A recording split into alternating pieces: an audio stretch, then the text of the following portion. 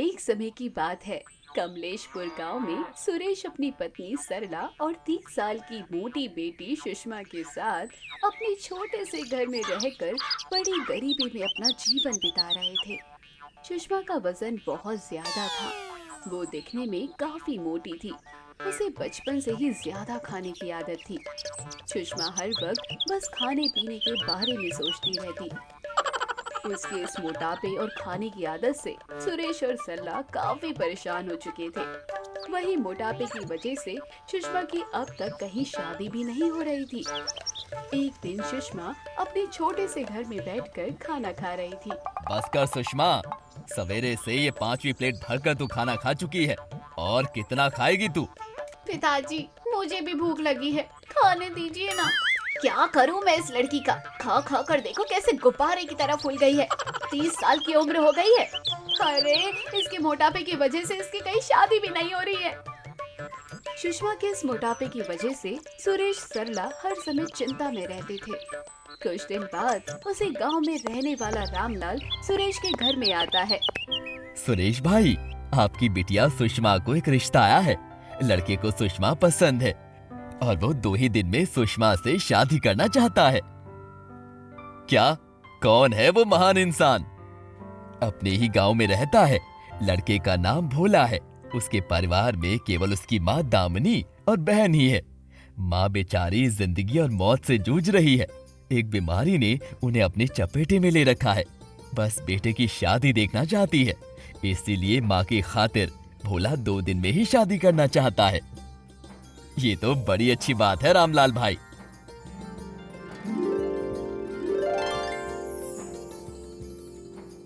थोड़े समय बाद रामलाल वहाँ से चला जाता है।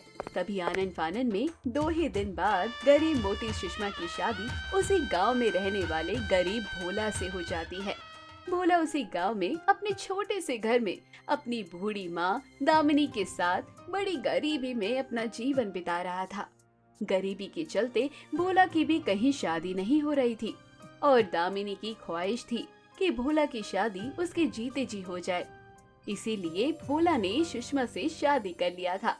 तभी सुषमा भोला के साथ अपने ससुराल में अपने छोटे से कमरे में आती है, जहाँ एक पुराना बेड था। सुषमा जैसे ही बेड पर बैठती है तो सुषमा के वजन से बेड टूट जाता है और दोनों नीचे गिर जाते हैं। भोला जैसे तैसे करके सुषमा को उठाता है। अरे सुषमा, तुम्हारे वजन से तो ये बेड टूट गया। जी माफ कर दीजिए, मैं तो ये बताना भूल गई कि जब मैं कोई बेड पर बैठती हूँ ना तो मेरे वजन से बेड टूट जाता है। हे भगवान, ये किस मोटी लड़की से शादी हो गई मेरी। तभी सुषमा और भोला वहीं नीचे फर्श में सो जाते हैं। अगले दिन सुषमा रसोई में आकर चाय बनाती है तो घर में केवल 3 लोगों के हिसाब से ही दूध था। तभी सुषमा सारी चाय खुद पी जाती है। सुषमा, मुझे काम पर जाने के लिए देर हो रही है। मेरे लिए चाय बना कर ले आओ। जी, वो चाय इतनी अच्छी बनी थी कि मैंने सारी चाय पी ली। अब तो दूध भी नहीं है घर में। अच्छा, कोई बात नहीं, मैं बाहर से पी लूंगा चाय। रोज की तरह भोला अपने काम पर चला जाता है। भोला उसी गांव में अपनी किराए की दुकान में लोगों के कपड़े सिलने का काम करता था। उसके पास ज्यादा लोग कपड़े सिलाने के लिए नहीं आते थे।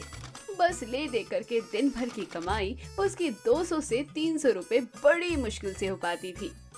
एक और भोला रात दिन एक करके पैसे कमाने में रहता तो इधर सुषमा अपने घर में केवल खाने पीने के बारे में सोचती रहती। भूख लगी है, चलो पहले खाना खा लेती हूँ, उसके बाद घर की सफाई कर लूंगी।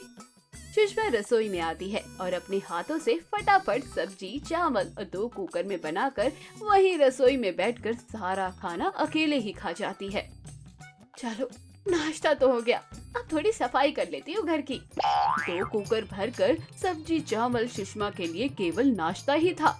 तभी वो घर की सफाई करने लगती है तो 10 मिनट सफाई करने के बाद ही उसका सांस फूलने लग जाता है। क्या हुआ बहू, इतना क्यों हांफ रही है? माँ जी, वो सांस फूल रहा है ना। आराम आराम से काम कर बहू। मुझे तो फिर से भूख लग गई, चलो मैं खाना खाकर आती हूँ। सुषमा फिर से रसोई में आकर अपने लिए कुछ बनाती है और वही रसोई में बैठकर खाती है। इसी तरह सुषमा हर 10 मिनट बाद काम करके रसोई में आकर खाना बनाती गई और खाती गई। इसी तरह शाम तक भोला घर आता है और वो देखता है कि घर का सारा राशन खत्म हो चुका है। शाम को थका हारा भोला क्या ही सोचता है। सुषमा, बहुत भूख लगी है, तुरंत मेरे लिए खाना लेकर आ जाओ। जी, घर में तो राशन नहीं है, सारा राशन खत्म हो चुका है। क्या? ऐसा कैसे हो सकता है? 3 दिन पहले तो हफ्ते भर का राशन भरा था मैंने। बेटा, ये बहू कितना खाना खाती है, ये हर 10 मिनट बाद खाना खाने जा रही थी। जी, मुझे हर 10 मिनट बाद भूख लगती है, मुझे बचपन से ही ज्यादा खाने की आदत है। अरे बाप रे, ये किस भुक्कड़ लड़की से शादी कर लिया मैंने। ये तो 1 हफ्ते का राशन एक ही दिन में खा गई। कोई नहीं, मैं हरिया भाई की दुकान से राशन लेकर आता हूँ, वहाँ मेरा खाता चलता है। जी, मैं भी आपके साथ चलती हूँ ना दुकान पर। भोला सुषमा को लेकर बाहर आता है और अपनी साइकिल निकालता है। तभी आस पड़ोस वाले सुषमा को देखकर हंसने लगते हैं।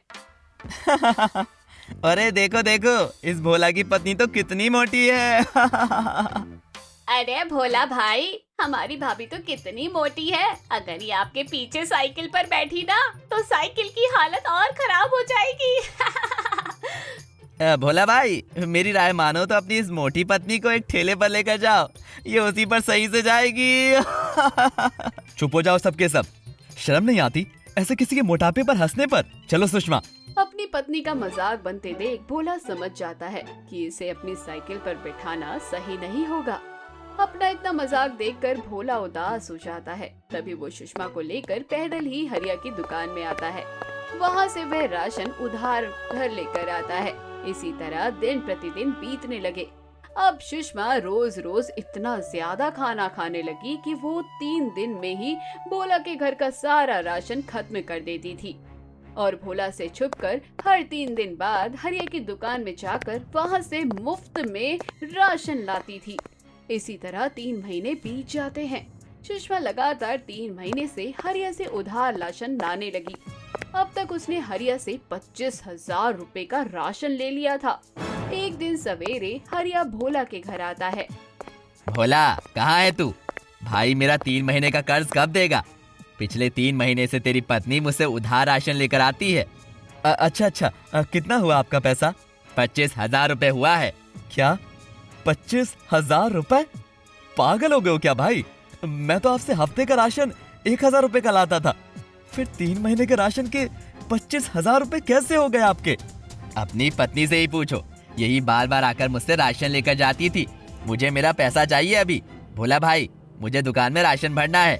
सुषमा, तुमने 3 महीने में 25,000 रुपए का राशन लिया था? हाँ, लाई थी मैं।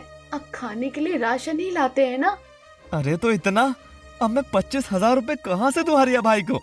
भोला सुषमा पर बहुत गुस्सा होता है और मजबूरन उसे अपनी सिलाई मशीन और अपनी दुकान का सारा सामान बेचकर हरिया को उसका कर्ज लौटाना पड़ता है। अगले दिन पता नहीं वो कौन सी मनहूस घड़ी थी जिस समय मेरी शादी इस मोटी सुषमा से हुई। सुषमा कोई इंसान इतना खाना खाता है क्या? सारे मोहल्ले वाले मुझ पर हंस रहे हैं। तुमने तो मुझे बर्बाद करके रख दिया सुषमा। अब क्या करूंगा मैं? सिलाई मशीन और दुकान का सारा सामान तो बिक गया मेरा। बेटा, मुझे माफ कर दे, पर तूने ही तो इस मोटी सुषमा से शादी की है। सुषमा, एक बात कान खोलकर सुन लो, अगर फिर से तुमने ज्यादा खाना खाया तो मैं हमेशा के लिए तुम्हें तुम्हारे मायके छोड़कर आ जाऊंगा, समझी तुम? भोला बाहर चला जाता है। तभी भोला को गांव में मजदूर मिस्त्री का काम मिल जाता है। दिन प्रतिदिन ऐसे ही बीतने लगे। भोला सुषमा से नफरत करने लग जाता है। वो उससे बात भी नहीं करता था और सुषमा अब अपने खाने पर कंट्रोल करने लगती है, पर उससे बिना खाए रहा भी नहीं जाता था। एक रात भोला अपने कमरे में आकर चुपचाप सो जाता है। ये भोला जी को क्या हो गया? मुझसे तो बात ही नहीं कर रहे हैं। अगले दिन भोला गांव में एक ऊंची इमारत पर काम कर रहा था। तभी अचानक उसका पैर फिसल जाता है और वो उस ऊंची इमारत से नीचे गिर जाता है। इस हादसे में भोला बहुत गंभीर हो जाता है और उसका पूरा शरीर बेजान हो जाता है। अपने बेटे और पति की ऐसी हालत देखकर सुषमा दामिनी खूब रोने लगती हैं। कुछ दिन बाद भोला जिंदा लाश की तरह घर की चारपाई पर पड़ा था। ये सब क्या हो गया मेरे बच्चे तेरे साथ? अब हम 2 लाख रुपए कहाँ से लाएंगे? कैसे होगा अब मेरे बेटे का इलाज?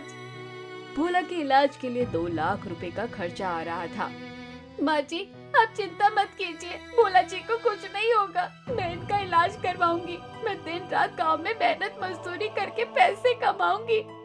तभी सुषमा गांव में आती है और एक कारखाने में बोरियां उठाने का काम करती है।